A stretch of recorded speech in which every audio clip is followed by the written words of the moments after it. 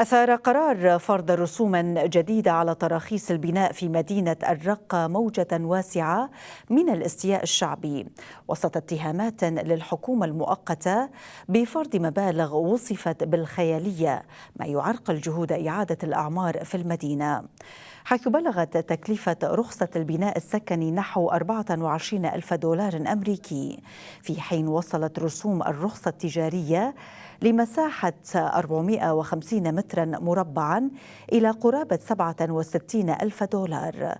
في المقابل كانت تكلفة الرخصة التجارية للمساحة نفسها في عهد الإدارة الذاتية تقدر بحوالي 500 دولار أمريكي فقط. السلام عليكم. أنا جمعة البكر. أنا بالنسبة لي أحكي بالنسبة لإعادة إعمار البلد. تمام، نحن اجينا على الأساس أنه بالحب لنعمرها. رحنا على نقابة المهندسين لأن طالع رخصة راد منا 85 مليون نقابة المهندسين و30 مليون إشراف. قلنا ما بي مشكلة، جينا رحنا دفعنا الرسوم هاي ال 85 مليون نقابة المهندسين وجينا اشتغلنا على أساسيتها الحديد. بناطرين أنه على الأساس يطلع قرار مشان للبلديه للرخص. لما اجينا لان طالع الرخصه ولا طلعت البلديه لحالها بدها 34 ألف دولار و500 لهالموقع هذا بس.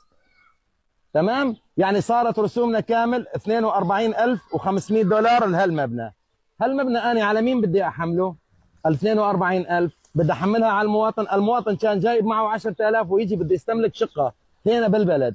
لما اجى ليستملك الشقة